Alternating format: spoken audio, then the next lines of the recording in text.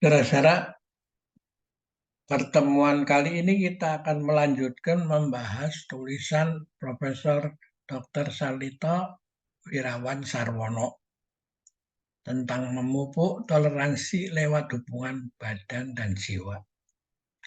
Ya, dalam bukunya Jalan Cerdas Menuju Sehat, ya, The Dancing Leader, bagian 2, seri 2.1, ya. Nah, saya ingin sekilas menyarikan psikologi barat dan timur itu. Psikologi barat diuraikan dalam tulisannya Profesor Sarlito. Saya buat ringkasannya.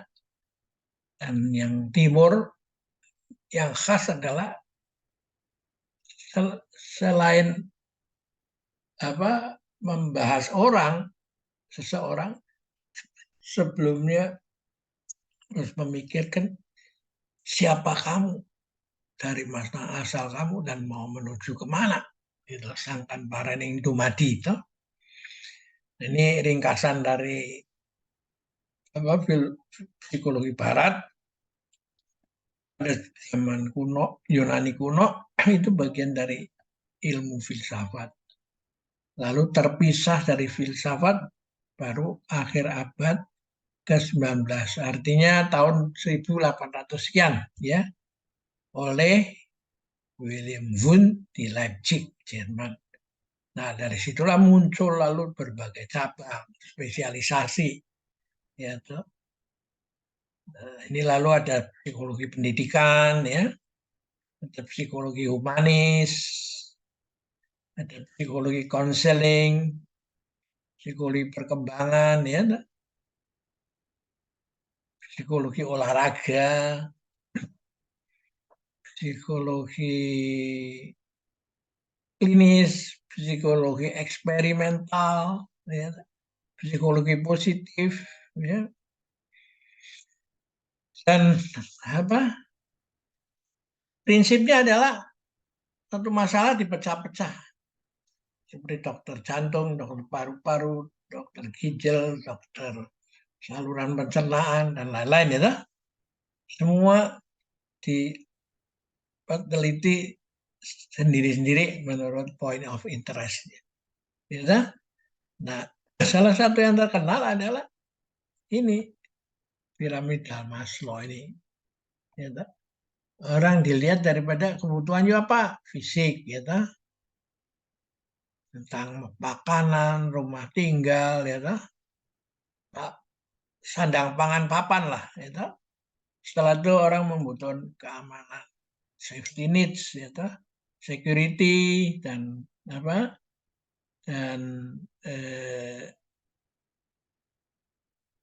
security dan safety atau asuransi apa segala nih, ya. Lalu baru meningkat belongings. Untuk saya tergabung dalam teman-teman, ya, friends dan lain-lain itu, pergaulan kan ini, ya. Lalu saya ingin kehormatan. Nah, puncaknya self actualization. Nah, ini yang bermasalah karena konsepnya pada self centered, maka bisa terjadi yang belum saya dengar itu tidak ada. Yang berbeda dengan saya berarti salah, ya. Jadi hubungan relationnya itu terblocking di sini.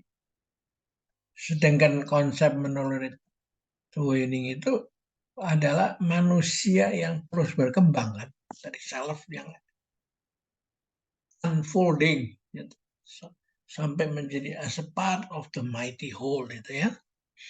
Yang oleh Vimalakirti juga, ketika dunia menderita, saya ikut menderita. Ketika manusia sakit, saya ikut merasa sakit. Mengapa? Karena saya sadar bahwa di Gunung Semeru, Mahameru, tumbuh tumbuhan, ya, sawi gitu, yang bijinya terkecil di dunia. Tapi di dalam si sawi itu, mustard itu bersembunyi yang seluruh alam semesta yang lebih gede daripada Gunung Mahameru itu sendiri. Toh. Jadi begini pendekatannya, sehingga kalau dunia menderita, saya ikut menderita, manusia sakit, saya ikut merasa sakit. Jadi solidaritas bersama dengan alam dan sesama manusia. Ya. Nah, karena itu konsepnya tanya dulu, kehidupan ini milik siapa? Yang memelihara atau yang membunuh? Untuk memiliki, ya. Nah, seperti dalam slide-slide yang lalu, nomor-nomor yang lalu, ada satu cerita yang menarik tentang kisah anak dan angsa yang kena panah. Seorang anak berjalan di kebun, melihat angsa berteriak menjerit karena jatuh di depannya. Lalu dia lihat, aduh dia kena panah. Lalu ditolong, cabut, dibebat, dibawa pulang, dipelihara sampai dia sembuh. Gitu. Tapi sepupunya datang dengan membawa busur, gitu. Dia tanya, mana itu angsanya? Ya, saya sudah rawat dia, kasihan dia supaya jangan mati, gitu. Saya merawat. Ah, itu milik saya. Loh, kenapa milik? Ya, saya yang mana? Loh, kok begitu? Hidup ini sebenarnya milik yang membunuh untuk menguasai atau yang memelihara. Gitu. Lalu mereka debat. Karena akhirnya sepakat untuk dibawa masalah ke sidang orang-orang bijak di kota itu. Dan setelah sidang, akhirnya diputuskan bahwa hidup adalah milik dari yang merawat itu. Bukan membunuh untuk memiliki. Ya. Ini penting ini, karena kita baru menyaksikan perang di mana orang dengan enteng aja, seolah nggak ada beban pikiran, di mana yang mati itu 11.000 orang. Ya toh?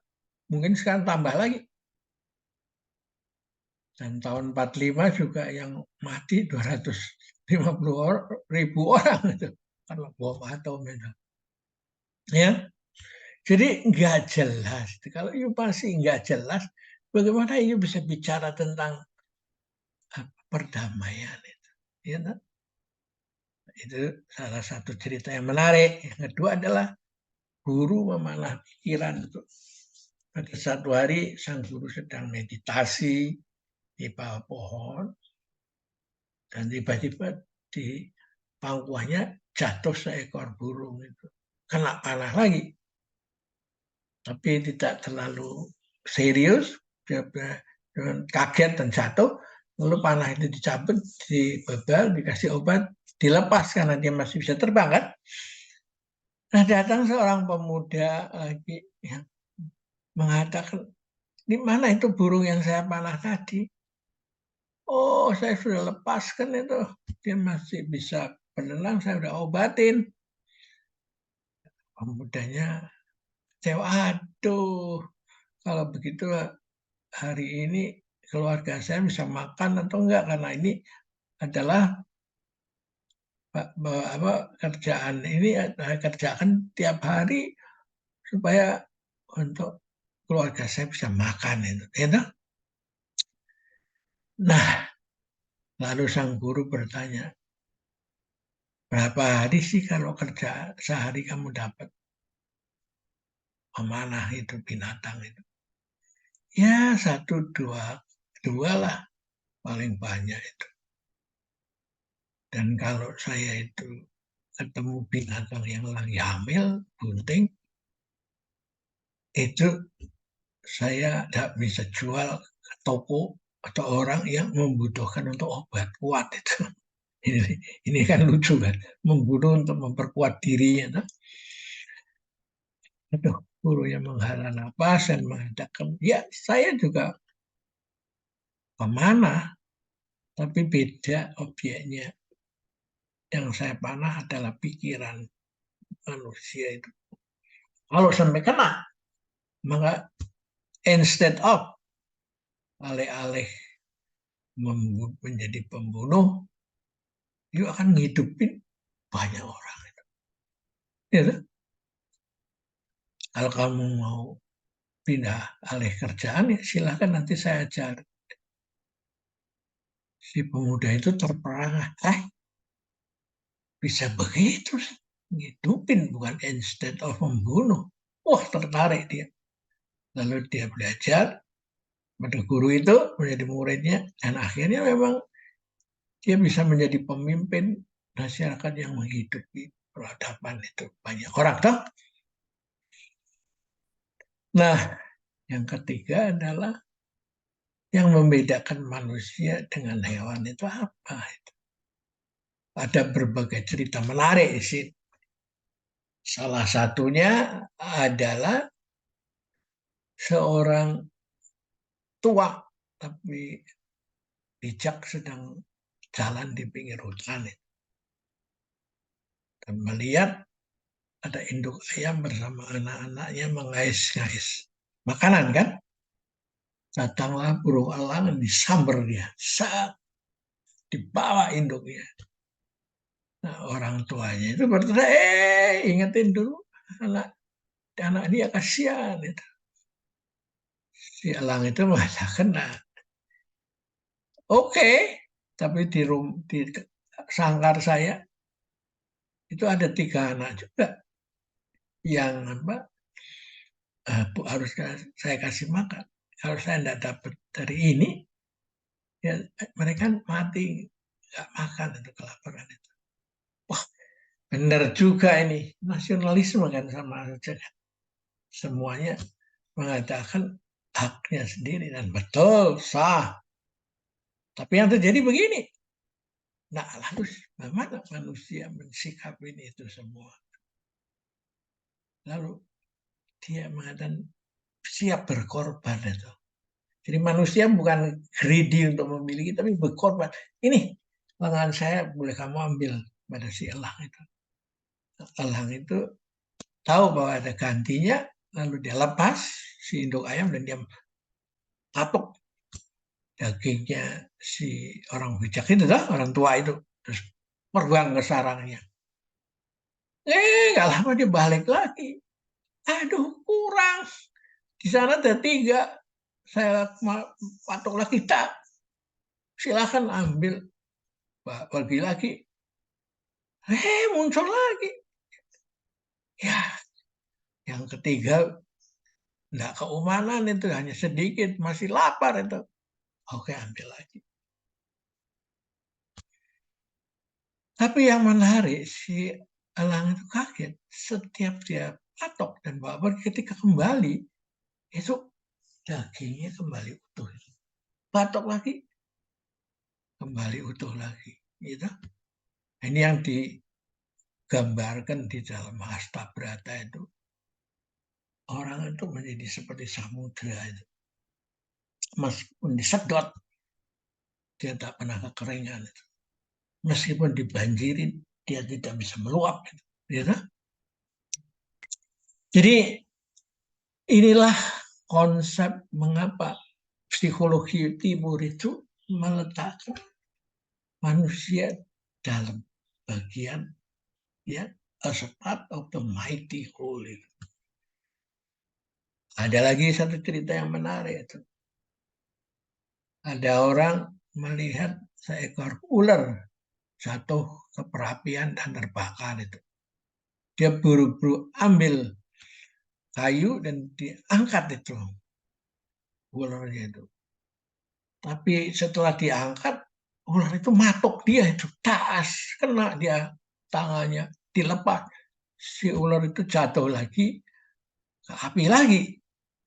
Tapi yang menarik bukan dibiarkan, tapi si orang tadi itu berusaha menolong lagi, dicapet lagi itu orang apa ularnya dikeluarin, dia selamatkan. Nah, orang yang melihat tuh ini orang geblek amat sih. Orang sudah dipatok masih yang tolong lagi. Nah, dia tanya, ngapain ditolong lagi? Susah-susah. Itu orang itu macan ular itu. Naturnya adalah begitu. Menyelamatkan diri. Dan menggigit itu adalah satu-satunya jalan tuh. Alat untuk menyelamatkan diri karena dia nggak punya lain alat tuh. Tapi saya manusia itu. Natur saya adalah menolong. Kalau manusia itu menjadi buas, ya toh, seperti yang dikerjakan oleh dulu disadari oleh apa Dalai Lama. Kok maaf si apa Genghis Khan, ya, orang Mongol, Raja Mongol yang kerajaannya itu sampai di luar nggak kelihatan lagi lah dari sejauh mata memandang, bahkan sampai ke Eropa dan lain-lain. Maka oleh Koi Cheng dalam cerita silat itu ditanya, Khan Agung, apa gunanya apa menaklukkan jajahan dan manusia kalau itu tidak bisa merebut hatinya. Dan Khan Agung, Anda menggunakan anak-anak muda dari apa Anda punya negara sendiri sehingga mereka itu terbunuh oleh gelimpangan darah dan air mata itu. Hanya untuk memenuhi ambisi dari Khan Agung ini.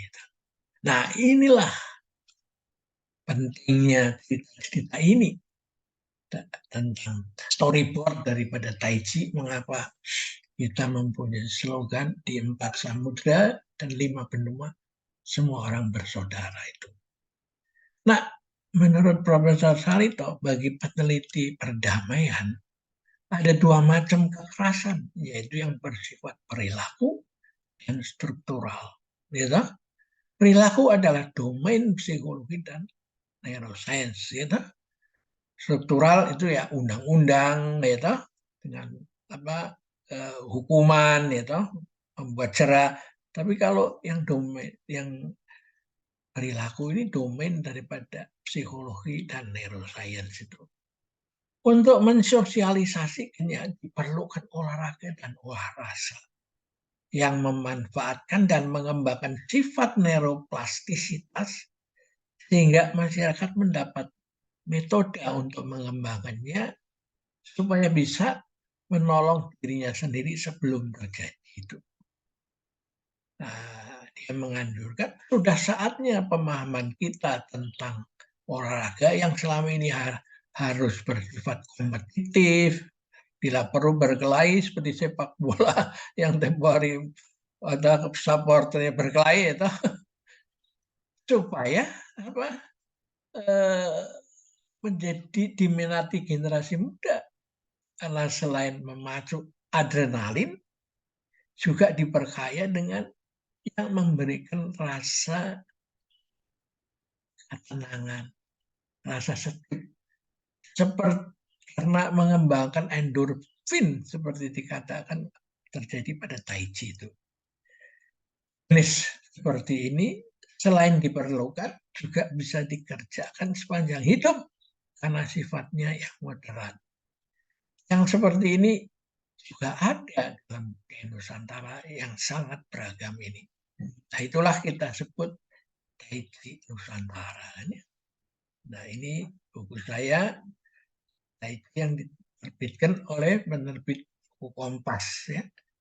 Saya rasa pembicaraan kita sampai di sini dulu.